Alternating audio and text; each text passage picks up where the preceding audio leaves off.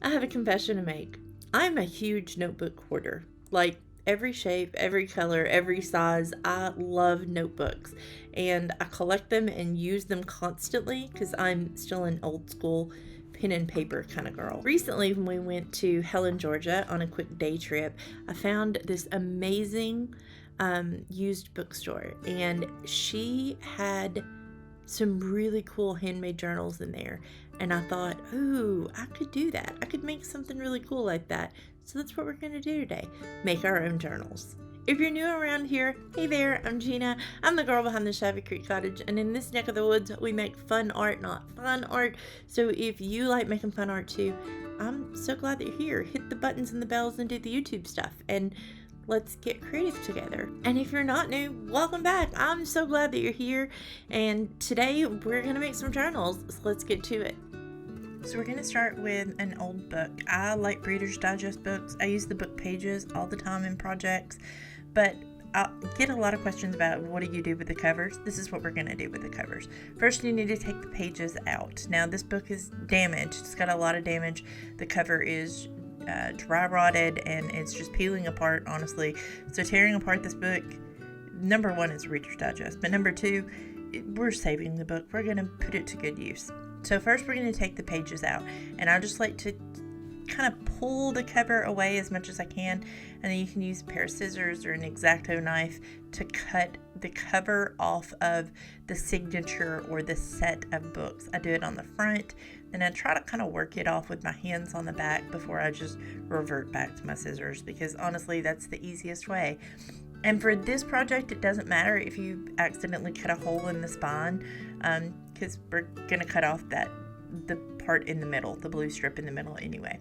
So first, if you notice, see it's already breaking away from the covers, so we're going to cut it away from the cover.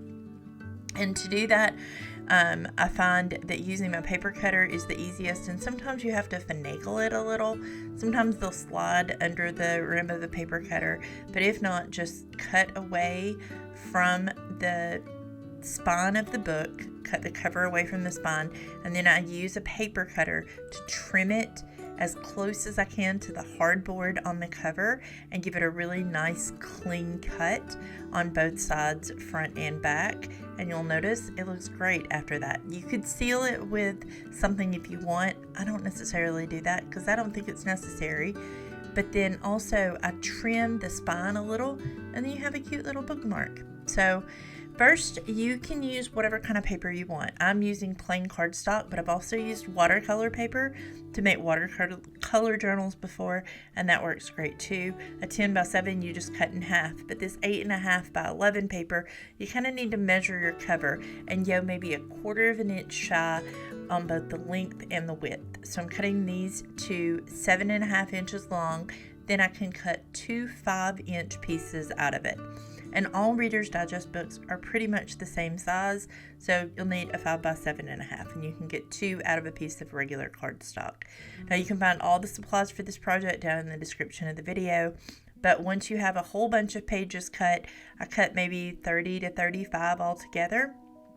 Then save your scraps, use them in another project, but you're ready to move on to the next step. You have the cover, and then you have the pages, so now let's make some holes. And I'm going to use a cinch machine.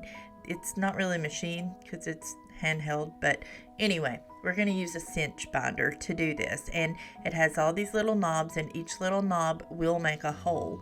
Now you can adjust these knobs and have different patterns of holes if you want, but we're going to use all the holes. However, I'm going to show you for just a quick reference that you can create different patterns of holes by pulling those out. If you want a more in-depth tutorial on this machine, let me know in the comments and I can give you a little deeper tutorial. But once again, we're going to push all those knobs back, because after you punch it down and it makes the holes, then that's what we're going to use to put our notebook together.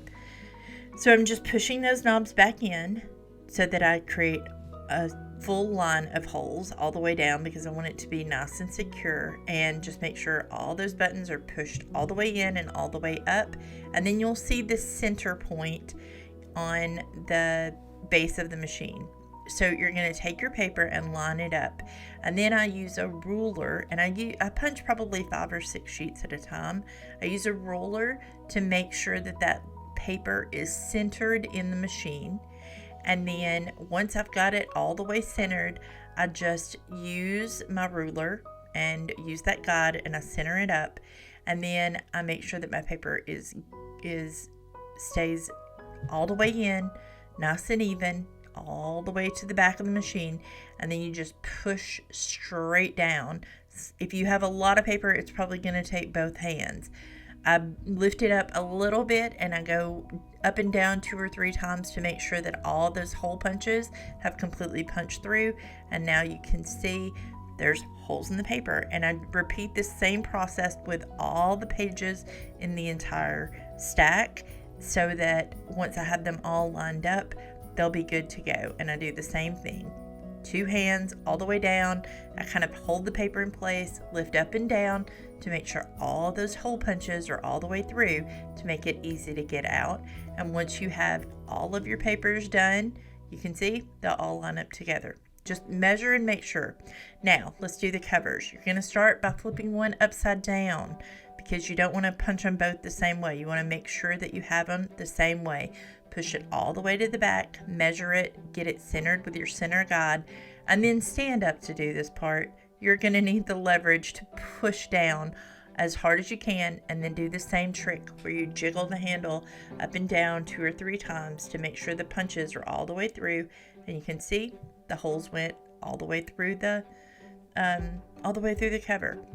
Do one face down and one face up, so that you make sure that it's they're going to be centered properly. And I do use the first one that I did as a guide to verify that I got it 100% correct on both ones. And then I'm ready to there's holes in the second cover, and now you can see that the holes are lined up properly, because I did one right side up, one right side down. This little strap holds the handle, so I'm gonna push it back so that I can show you how to pull off the whole catcher, the paper catcher, because it's going to catch all those little bits of paper. This is what you were punching through whenever you were pushing it down. And now I'm going to show you how to put the spine on. Spines come in a lot of different colors, but they have a fat side and a skinny side, and this is the Cinch brand that I like to use. They have this little thing that you can use on the side of the machine, but it gets in my way, and I would rather do it this way. So first I measure and see just how long I need it to be, and then I cut it with a pair of wire cutters so that I have the right number.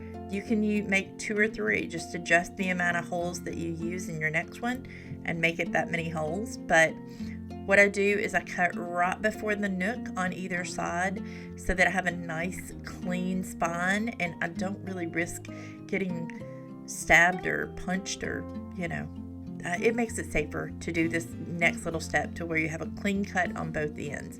Once you have that done, you want to start with your back and feed on all of your pages onto the skinny end of the ring binder. And you want to do this until all of your pages are on, and then you're going to put your front cover on as well. These just feed on there pretty simply. If you had a really, really thick journal, you can manipulate it around a little bit, or you could use that guide on the machine itself. I find it's easier just to do it flat on the table, if I'm being really honest with you. But you can do it this way and just thread on all of your paper and then your cover onto the back. Now, let's close it, and you'll see there's a big gap, and we're going to use the cinch machine once again to close it. It's going to set right in there all the way up onto the side. This little knob will adjust the width. So if you wanted your binding a little wider, you can use the guide on the box of the ones that you order, because they have different widths. Mine's already adjusted to the right one, but you have your opening, and you're going to notice that there's the fat end and the skinny end. You want the skinny end up, and it's going to go all the way against the machine. I'm going to flip it over so that I can show you before I flip it back. All the way up, that whole flat in there against the back of the machine. So now I'm going to flip it back down and put it in there and close it up. And that's pretty much it. Once you have this part done, you just want to press all the way down to the end. And once you have that done, then your spine is complete and your journal is done. And this is such an easy way to make journals, and you can make whatever size out of whatever covers you want. And it's a lot of fun to take something, maybe a book that you've loved in the past and it's, all worn out past due, and turn it into a beautiful journal that you can use or give away as a gift. It would make a really great gift too. And that's it.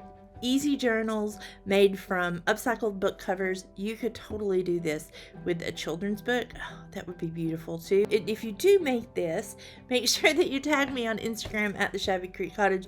And if you enjoyed this video, make sure that you hit subscribe and ring the notification bell, and I'll see you in the next video.